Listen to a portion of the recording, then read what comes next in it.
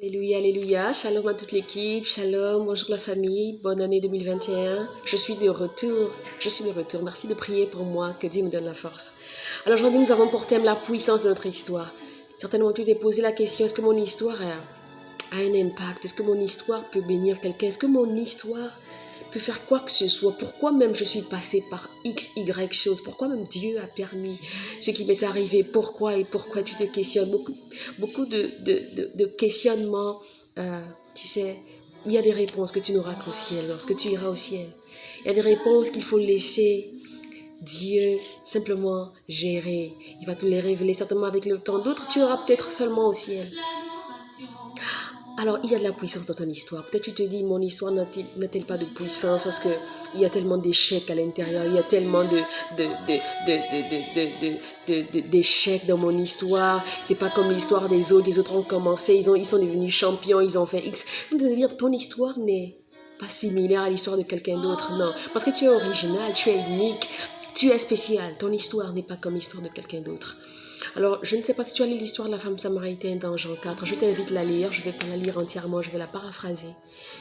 Juste pour que tu puisses comprendre le contexte. Alors, Jésus a rencontré une femme samaritaine. Et lorsqu'il a rencontré une femme samaritaine à côté d'un puits, à côté du puits de Jacob, il a demandé à cette femme de lui donner à boire.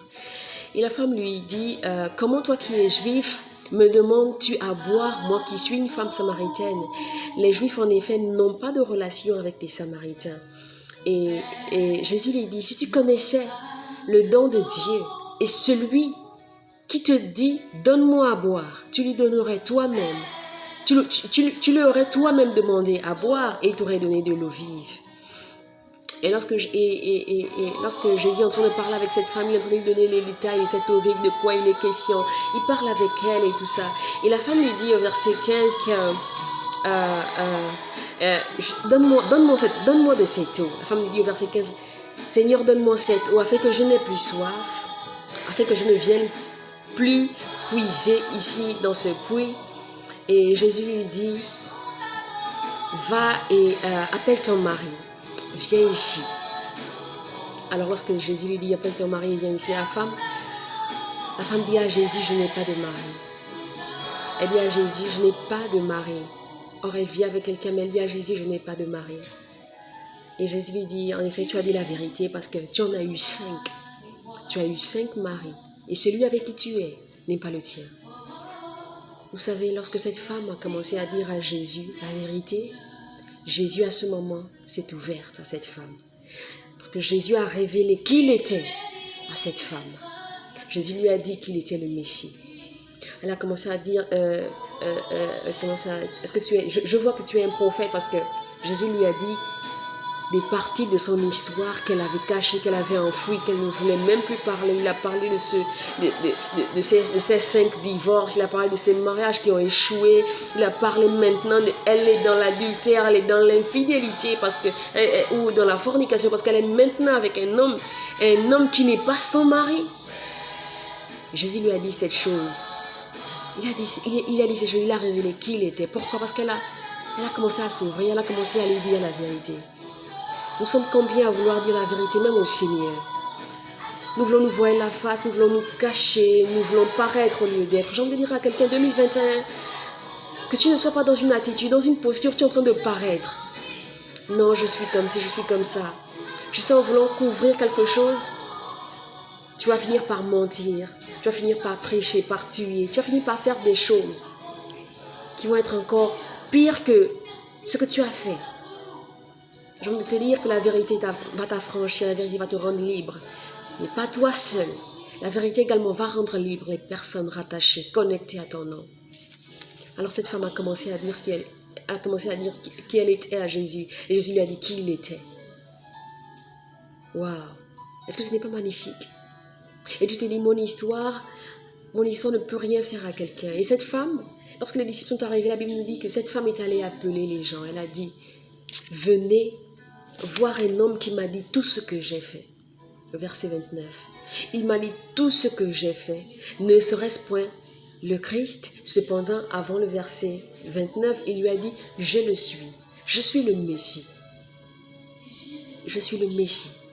Elle est allée, elle a dit ces choses aux gens. J'ai envie de te dire que ton histoire n'est pas fortuite. Oui, tu es passé par ces temps difficiles. Je suis passée par ces temps difficiles, pas pour que le diable puisse se glorifier, mais pour que Dieu puisse se glorifier, pour attirer les gens, pour connecter les gens à Jésus. Alors lorsqu'elle est partie dire ces choses dans la ville, les gens sont venus auprès de Jésus. La Bible nous dit au verset 39 du chapitre 4 que plusieurs Samaritains crurent en Jésus à cause de cette déclaration formelle de la femme. Il m'a dit tout ce que j'ai fait. Il m'a dit tout ce que j'ai fait. Waouh, il m'a dit tout ce que j'ai fait. Et à cause de ça, les gens ont dit, waouh, mais qui t'a dit tout ce que tu as fait comme ça? Certainement dans la ville, on la connaissait comme la femme divorcée, la femme adultère, la femme infidèle. Certainement, elle avait une étiquette. On mettait une étiquette sur son nom, sur son identité. Mais c'est cette même femme qui a pu emmener une foule à Jésus. Et par la même occasion, ces personnes ont cru à Jésus à cause de son histoire. Vous savez, parfois, on a tendance à juste donner un verset biblique à quelqu'un. Je ne dis pas que la parole n'est pas puissante. Si elle est puissante, parce que la parole, c'est Dieu lui-même.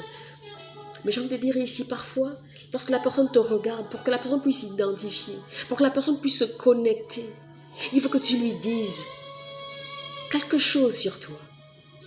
La personne va s'identifier. Ok, tu as vécu X, Y situation. Moi aussi, je suis en train de vivre ça. Si Dieu t'a sorti de là, alors il peut me sortir de là.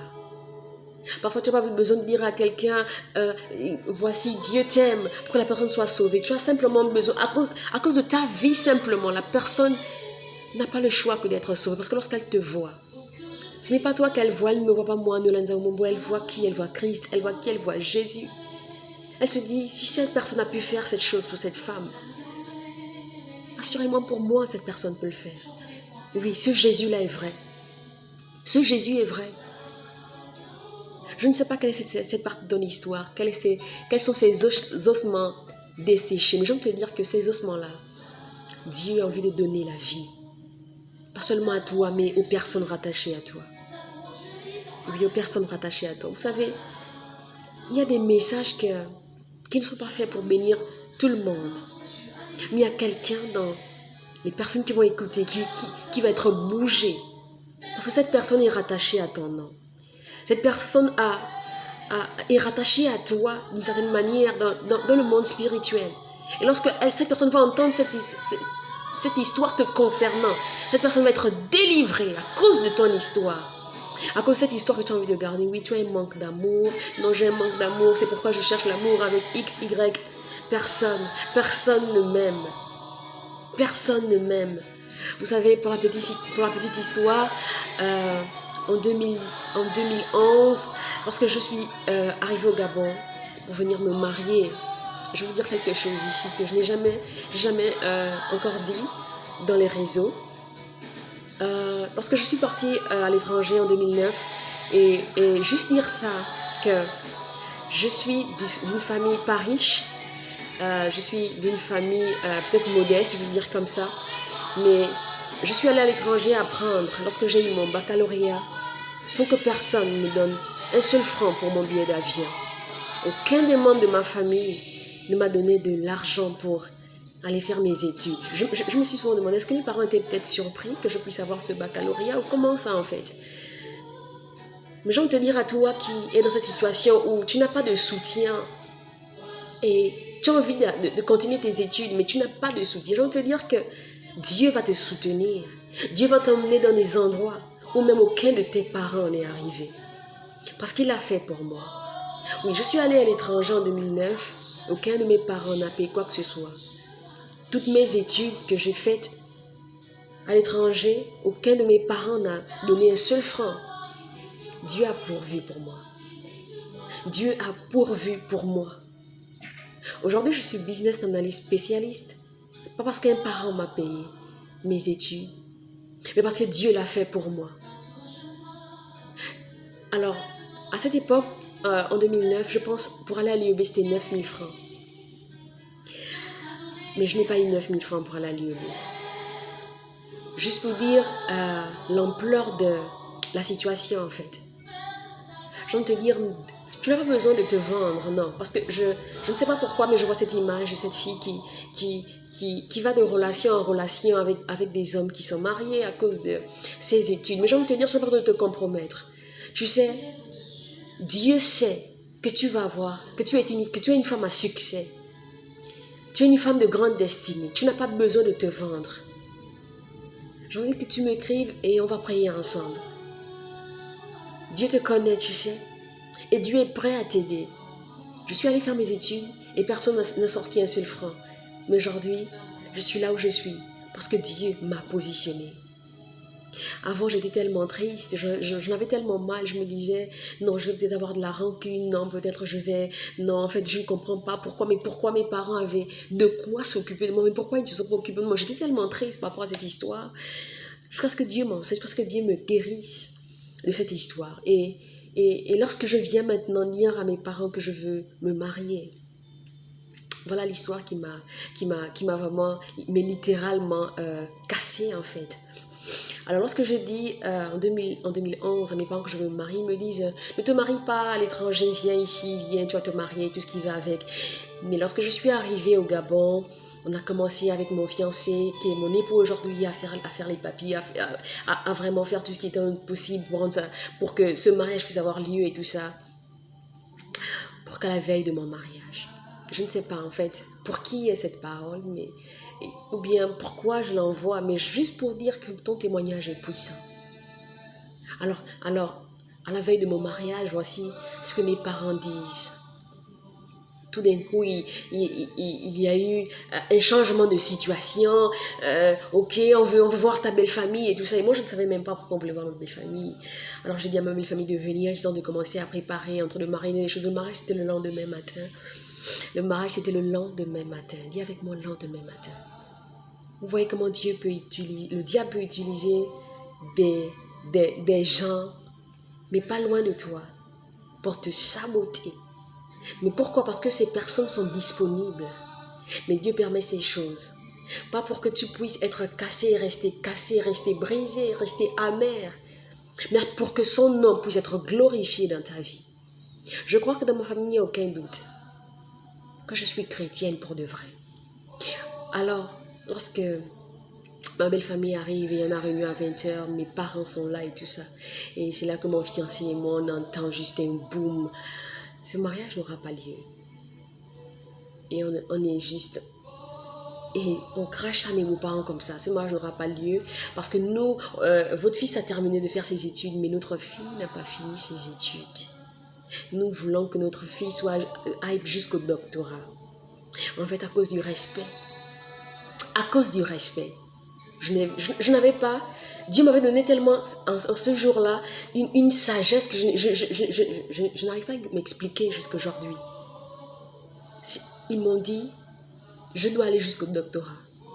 Mais les mêmes personnes qui te disent, tu dois aller jusqu'au doctorat. Oui, les mêmes personnes ne t'envoient pas un franc, tu es à l'étranger, tu es en train d'apprendre.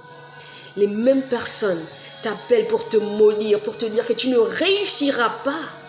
Les mêmes personnes te disent, te maudissent. J'ai envie de dire, et je ne sais pas pour qui est ce pan de mon histoire, que même les malédictions que tu reçois, même quand ce seront de tes parents proches, tes parents biologiques, n'importe qui, dis-toi qu'une malédiction sans cause n'a aucun effet.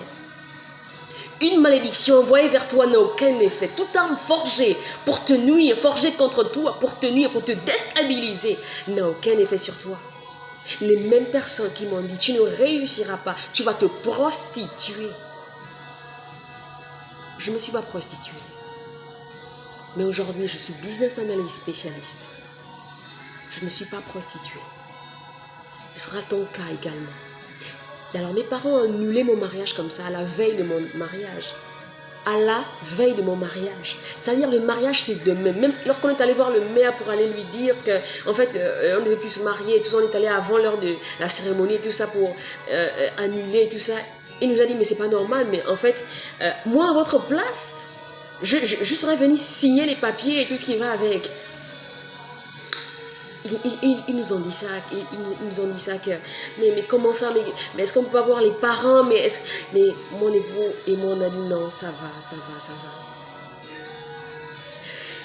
on a dépensé et ça s'est passé comme ça s'est passé. Mais j'ai envie de vous dire que la prochaine fois quand on a dit qu'on devait se marier, on n'a plus dit qu'on devait se marier. Mais mes parents en question qui ont animé ce mariage ont appelé mon mari et ils lui ont dit maintenant c'est l'heure que tu épouses notre fille. Juste pour dire que, tu sais, Dieu n'a pas fini avec toi et même lorsque le diable pense qu'il a terminé avec toi. Parce que si le diable savait qu'en envoyant Jésus à la croix, il est en train simplement d'accomplir le plan de Dieu, il n'aurait jamais envoyé à la croix. Il n'aurait jamais fait en sorte que Judas Iscariote puisse être le traître. Alors ils ont appelé mon mari pour lui dire, on était en septembre. Je pense qu'on était à la fin du mois de septembre. Maintenant, en décembre, le mariage doit être fait. On veut que le mariage se fasse en décembre. Mais avant cela, on avait reçu des prophètes chez nous, des frères dans le Seigneur. Et on a fini de communier et tout ça. Et ils nous ont dit, vous allez vous marier cette année. Et on s'est dit, waouh, ah bon? Ils ont dit, oui, vous allez vous marier cette année et tout ça. Et voilà comment ça va se faire. Et ça s'est fait exactement comme ça devait se faire. Ça s'est fait exactement comme ça. Et ça s'est passé, il nous restait juste 2 mois et tout ça, et on n'avait pas le temps de s'organiser, de se préparer et tout ça. On se disait, mais comment on va faire, mais pourquoi il nous faut maintenant une pression et tout ça. Et je vous assure, on avait dépensé la première fois, n'est-ce pas? Mais la fois maintenant où Dieu a voulu nous restaurer, lever nos têtes, on n'a pas dépensé plus que ce qu'on a dépensé la première fois. Parce que Dieu a permis que maintenant l'argent sorte de leur poche. Pour rendre ça possible, ce sera ton cas au nom de Jésus. Ce sera ton cas au nom de Jésus. Alors, je ne sais pas, peut-être tu te dis, cette partie de ton histoire est enfouie, je n'ai pas envie de parler de ça. Mais des vies seront bénies à cause de ton histoire. Je suis allée à l'étranger et je vendais toutes sortes de choses. Parce qu'il fallait que je paye mes examens. J'ai appris à faire des choses sur le tas parce qu'il fallait que je paye mes examens. Dieu m'a donné l'intelligence, la sagesse. Dieu a mis des gens au devant de moi. Dieu a disposé des gens pour moi. Pour que mon nom puisse être lavé. Pour que son nom puisse être lavé. Parce que je prie un Dieu vivant. Quelle est cette situation dont Dieu est incapable de sortir? Tu penses qu'il y a une situation, il n'y en a pas. Il n'y en a pas. Je vais te dire là où même tes parents ne sont jamais arrivés. Tu vas arriver là-bas. Parce que tu es connecté à mon nom. Tu arriveras à ces endroits. Tu réussiras. Je ne dis pas que j'ai déjà réussi. Mais je pense que la Bible nous dit de compter les bienfaits de Dieu. Je pense que Dieu m'a enlevé de quelque part pour m'emmener à un autre endroit. Je pense que Dieu m'a fait quitter d'un plan A à un plan B. Et il le fera pour toi. Ne te compromets pas. Et si tu es dans une situation compromettante, quitte à l'intérieur et compte sur Dieu. Et oui, assurément, quelque chose va se passer. Alors je veux te dire que ton histoire est puissante. Mais ton histoire va servir pour bénir, pour restaurer, pour changer des vies, pour impacter. Ne venons pas juste devant les autres et jetons les versets bibliques. Parfois ce n'est pas un verset biblique, c'est simplement ta vie. C'est simplement ta vie qui est là pour bénir un homme, pour bénir une femme. Parce que la personne te regarde et se dit non, il y a Jésus dedans, il y a Dieu dedans. Mais j'ai envie de connaître qui est ce Dieu. Qu'il te bénisse. Merci de partager. Nous attendons vos histoires ce mois de janvier. Si tu penses que ce message t'a fait du bien, alors s'il te plaît, partage-le à ta sphère. Mais encore mieux, envoie-nous ton histoire. Partage-nous cette histoire-là. Partage-la avec le monde. Nous voyons, il y a des challenges partout et tout le monde envoie ses vidéos, n'est-ce pas? Mais ceci, ce n'est pas un challenge comme le monde le fait. Nous voulons communiquer. Nous voulons communiquer la vie de Dieu. Nous voulons communiquer, nous voulons connecter les gens à Dieu. Nous voulons partager nos histoires. Nous voulons partager nos témoignages à la gloire du nom de Jésus. Que Dieu te bénisse. Merci de m'écrire. Merci de m'écrire. Et si tu n'as pas encore accepté Jésus, c'est l'occasion de le faire. Seigneur, merci. Dis seulement une prière. Tu sais, aller faire un bain, comme on entend bain traditionnel chez les charlatans, c'est même plus cher qu'accepter Jésus. Accepter Jésus, la Bible nous dit, accepter Jésus, tu n'as pas besoin de payer quoi que ce soit parce que Jésus, lui, il a déjà payé pour toi. Jésus a déjà payé pour toi. La Bible nous dit que si tu crois dans ton cœur et si tu confesses de ta bouche le Seigneur Jésus, alors tu es sauvé. Est-ce que tu crois dans ton cœur que Jésus a été ressuscité des morts? Simplement confesse le Seigneur, je t'accepte aujourd'hui comme mon Seigneur, mon Sauveur personnel. Seigneur, aujourd'hui j'arrête d'être le berger de ma vie ou j'arrête d'être sans berger. Je veux être dans ta bergerie. Je t'accepte comme berger de ma vie, Seigneur. Merci parce que tu effaces mon péché. Tu effaces mon iniquité dans le nom de Jésus. Merci parce que tu écris mon nom dans le livre de vie. Je règne avec toi ici-bas, maintenant et pour toujours. Amen. Si tu as fait cette prière avec moi, je suis contente. Je suis heureuse et il y a de la joie dans le ciel parce que tu as simplement dit oui à Jésus. Parce que désormais tu as changé de camp, tu as changé de bergerie. Merci de m'écrire. Merci de m'écrire, de commenter, que Dieu te bénisse. Oui, il y a eu une transformation. Je n'étais pas peut-être mince, j'étais peut-être grosse ou gros. Et tu ne vas pas devenir mince, non. Mais il y a eu un échange dans le règne spirituel. Il y a eu un échange, il y a eu une transition. Tu n'es plus n'importe qui, souviens-toi. Parce que tu es important pour Dieu désormais. Parce que Dieu est capable de laisser tout le monde pour toi et pour toi seul. Tu es également devenu important également pour le diable. Que Dieu te couvre, que Dieu te cache dans le nom de Jésus. Merci de partager cette vidéo à vos sphères. Merci d'avoir été là, d'écouter. C'était longtemps, mais c'était un temps que vous avez investi. Soyez bénis. Amen.